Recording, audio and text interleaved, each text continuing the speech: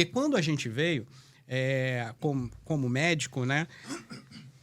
Os Estados Unidos, ele tem uma barreira grande para médico estrangeiro poder exercer a profissão aqui nos Estados Unidos. Então, para você poder exercer a profissão, você tem que revalidar o diploma, que é uma prova em que custa ali 3 etapas, onde a primeira etapa são conhecimentos básicos dentro da medicina, mas apesar do nome básico, é conhecimento de rodapé de livro, então é aquela coisa que você viu no começo da faculdade, é bem minuciosa, então é a parte mais difícil de todo o exame. E aí, você passando nessa, você tem uma prova de proficiência em inglês, que independente se eu nasci aqui ou não, também tem que fazer, porque eu me formei fora. E a terceira etapa é uma prova de conhecimento clínico, que é bem difícil, tem uma preparação toda que a gente está fazendo hoje para isso, mas alguns estados, por ter uma deficiência de profissional especialista médico nos Estados Unidos e dentro da área de saúde também, começou um movimento de flexibilização para essas questões. Por quê? Você passando na prova, você validaria o diploma, mas você não tem a sua especialidade. Então, nós teríamos que fazer de novo toda a especialização, toda a residência. Então, eu, como cirurgião plástico, teria que fazer as provas mais 5 anos trabalhando no hospital como residente, né, que é quase como um pós-graduando, vamos colocar assim, já é mais 3 anos, para poder, então, nesse final, tirar o título. E aí, sim, depois desse tempo, é que a gente poderia, de novo, ser cirurgião plástico ou ser cirurgião plástico aqui.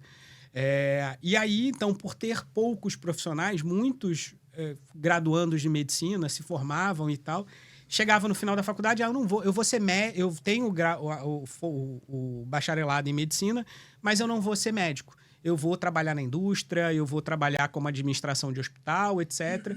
E aí não passava por essa formação. Então, começou a ter um déficit de profissional médico grande nos Estados Unidos inteiro. Então, alguns estados estão flexibilizando isso. Você faz a prova e aí você consegue um lugar para trabalhar. E aí, você trabalhando 2 anos nesse lugar, você sai dali podendo tirar o seu título de especialista. E quando a gente veio, só o Tennessee tinha essa lei aprovada. Então, primeiro, vamos para um lugar, vamos ver se a gente adapta nos Estados Unidos, vamos fazer toda a transição de vir. E aí, a gente decide depois, vamos para Tennessee, não vamos voltar para o Brasil, estava melhor lá ou não. Então, por isso que também era outra etapa da nossa decisão, não ter se fixado muito e aí ter ficado no aluguel. E aí, graças a Deus, o DeSantis, em março, ele aprovou a mesma lei do Tennessee aqui na Flórida. Maravilhoso. Então, hoje a gente tem... aqui. Exato. E aí, hoje a gente tem o Tennessee, a gente tem a Geórgia, o Alabama e a Flórida. Mas parece que é um movimento dos Estados Unidos inteiro e essa lei vai mudar. Vai acabar entrando para os Estados Unidos inteiro. Eu queria também deixar aqui registrado que, assim, olha, essa lei, ela flexibiliza para o mundo inteiro. Essas provas não são provas fáceis, nem são provas baratas. Elas precisam de dinheiro. Então, assim, tem agora um monte de curso aí também no Brasil. Se você se formou, venha para os Estados Unidos. E é importante dizer que esses cursos são caros. As provas, cada uma... a gente tem que ter um banco de dados para estudar, enfim.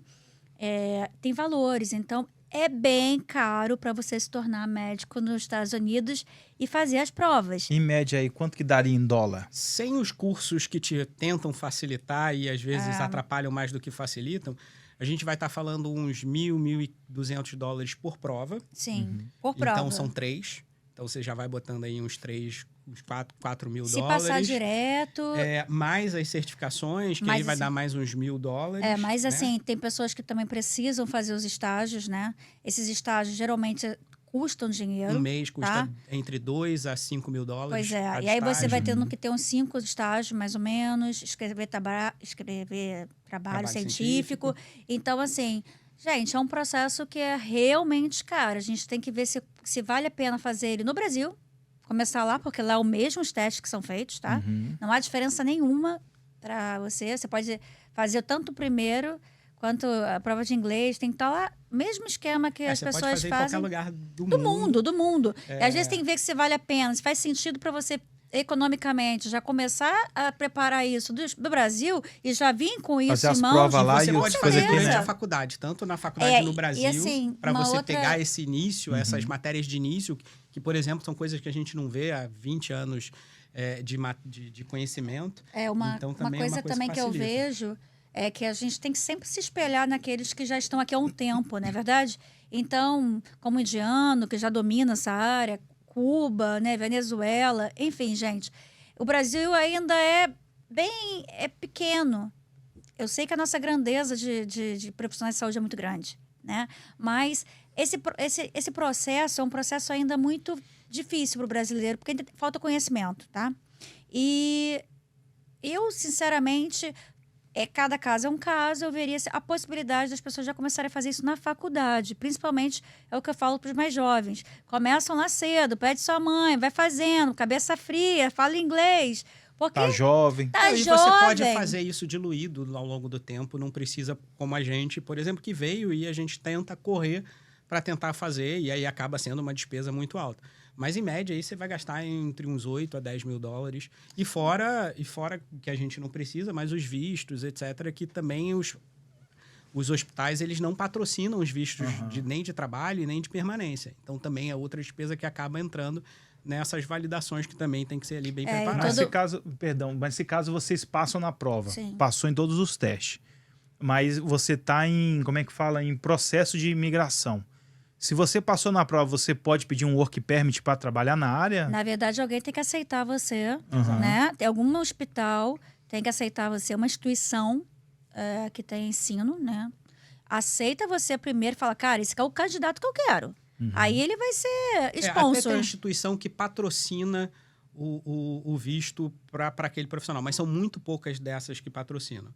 A maior parte das vezes o visto vem do próprio profissional, e aí ele tem que ter ali a aceitação. E aí, normalmente, não é uma aceitação muito burocrática dentro dos consulados para liberar esse visto. Porque entra como um visto de... eu acho que nem é de trabalho propriamente dito. Depois que quando acaba ali a formação, que aí vira visto de trabalho. Porque entra como... É quase como se fosse... A residência é quase como se fosse uma pós-graduação, né?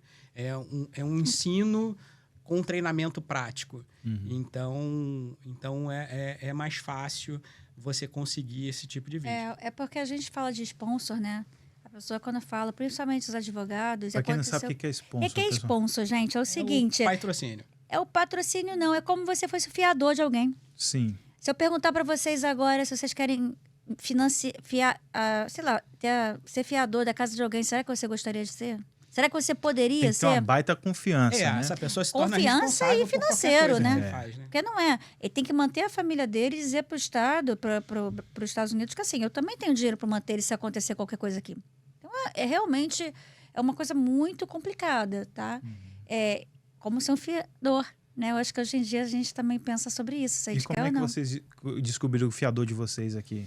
A gente tem família aqui. Ah, sim. Então, tem um primo que também já mora aqui há muito tempo, dentista, já estabelecido, e aí ele ajudou a gente nessa etapa. A princípio, eu entrei como o sponsor principal, só que por parte do nosso patrimônio ainda está no Brasil, em investimento, etc. O serviço de imigração pediu um co-sponsor, e assim, para facilitar ali e ter uma garantia maior quanto a isso. E a gente só descobriu isso já aqui, tá? E numa reunião, já que tudo acertado, e aí o advogado chega para você, precisa de um sponsor. O que é isso? Aí ele usa outros nomes, fiador, gente. E aí você vai e procura aí, que é muito mais fácil, não sei o quê. Aí você não conhece ninguém. Aí você começa a achar que isso é uma coisa fácil, que todo mundo quer fazer por você. Aí você bate na casa do seu amigo, e aí as pessoas vão ficando, cara, não é bem assim, entende? Não tem essa facilidade toda, essa garantia toda. E a pessoa, às vezes, quer até te ajudar, mas ela não tem renda para manter você aqui com seus padrões, enfim, quando tem filho. Então, é outro joguinho que as pessoas têm que ter muito isso em mente, sabe? Para não ter problema na imigração.